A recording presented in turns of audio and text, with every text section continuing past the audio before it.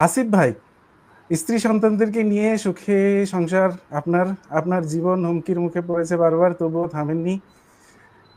কখনো এখনো চাকরি করেন, সংসারে সময় দিন, তারপরে অ্যাক্টিভিজম চালিয়ে যাচ্ছেন।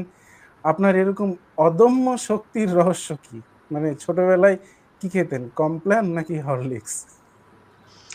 তা তো বলতে পারবো না, কিন্তু আহ, যখন আহ, আক্রান্ত হয়েছিলাম সেই রাত্রে চিন্তা করেছিলাম যে যদি বাঁচি, হুম, যদি এই দফা বেঁচে যাই তাহলে ছাড়বো না। এটা শেষ দেখে যাব। এটা ছিল ১ নম্বর। আর ২ নম্বর হচ্ছে গিয়ে যখন এই অন্য ২০১৫ সালে যখন অভিজিৎ রায়, তারপরে ওয়াশিকুর বাবু, অনন্ত বিজয় ওদের আহ, আহ, ছবিগুলা দেখি, তখন আহ, তখন আমি এই সিদ্ধান্ত নিয়েছিলাম যে এটা আহ, শেষ দেখে ছাড়বো।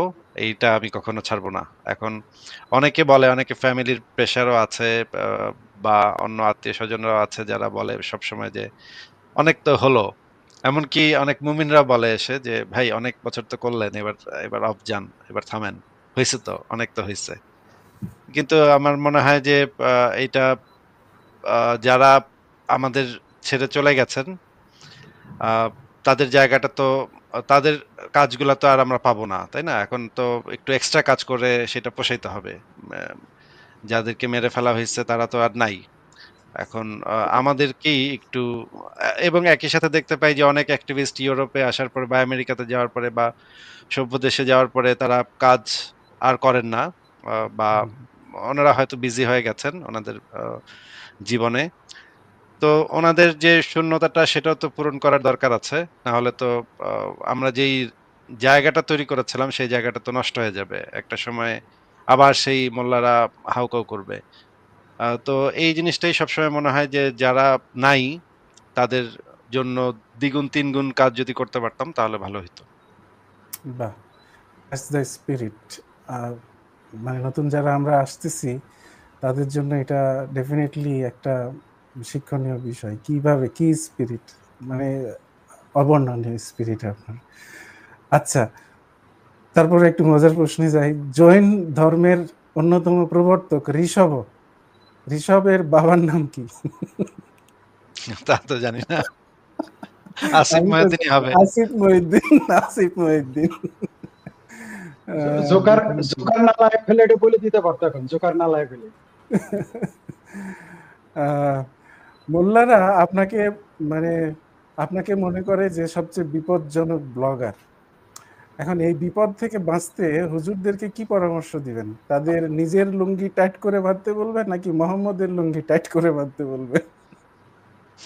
এখন এইটা তো আমরাও জানি, তারাও ভালোভাবে জানে যে তাদের যে বিশ্বাসটা সেটা একটা অন্ধবিশ্বাস, এবং এটাকে কখনোই আসলে যুক্তি দিয়ে আহ, আপনি জাস্টিফাই করতে পারবেন না। এটা যুক্তি দিয়ে আপনি প্রতিষ্ঠিত করতে পারবেন না। এটা শুধুমাত্র এই বিশ্বাসের দোহাই দিতে পারবেন। এবং এখন যেই কাজটা তারা করতে পারে সেটা হচ্ছে যে আহ, আলোচনা করতে পারে, কথা বলতে পারে, মন খুলে কথা বলতে পারে, কোনো ধরনের রাগ ঢাক না রেখে। আমি জানি যে অনেক বড় বড় আলেম আছে বাংলাদেশে, অনেক বড় বড় বড় বড় স্কলার আছে বাংলাদেশে, তাদের মধ্যেও নানা বিষয় নিয়ে প্রশ্ন আসে। এবং তারা যখন এক একটা প্রশ্নের উত্তর দিতে শুরু করে, তাদের চেহারা দেখে আমি বুঝতে পারি যে তারা নিজেরাও একটু এটা নিয়ে একটু সন্দিহান। যেমন একজনকে প্রশ্ন করা হচ্ছিল যে আচ্ছা, কাবার তো সরাসরি উপরে হচ্ছে মানে আসমান, ওই যে যেখানে বায়তুল মামুর, যে ৭ আসমানের উপরে যে মসজিদটা, যেটার ভিতরে ফেরেশতারা এসে নামাজ পড়ে। এখন কাবার সরাসরি উপরে যদি সেই মসজিদটা থাকে, পৃথিবী তো ঘুরতেছে, তাহলে সরাসরি উপরে কিভাবে থাকে? এখন হুজুর এই প্রশ্নটা শুনে খুবই নিজেই কনফিউজড হয়ে গেছে যে কি উত্তর দিবে এটার। এখন বুঝতেছে না। সে অনেকক্ষণ হ্যাঁ পৃথিবী তো ঘুরতেছে, পরে অনেক আহ, অনেক কিছু এদিক সেদিক করে সে কোনোভাবে বুঝটা দিল, কিন্তু তার চেহারা দেখে আমি স্পষ্ট বুঝতে পারলাম যে সে নিজেও এটা নিয়ে একটু দ্বিধাদ্বন্দ্বের ভিতরে পড়ে গেছে যে আসলেই তো পৃথিবী তো ঘুরতেছে, তাহলে এটার আবার সরাসরি উপরে একটা মসজিদ আছে, সেটার ভিতরে ফেরেশতারা নামাজ পড়তেছে, বায়তুল মামুর মসজিদ, এটা কিভাবে সম্ভব? এখন এই যে মানে তাদের ভিতরে যে সংশয় আছে, তাদের ভিতরে যে সন্দেহ হচ্ছে, এই জিনিসগুলা তারা খোলা মন নিয়ে সততার সাথে আমাদের সাথে আলোচনা করতে পারে। আলোচনা করলে তো মনে হয় তাদের আ বিপদটাও কাটবে, আমাদের বিপদটাও কাটবে। ডেফিনিটলি।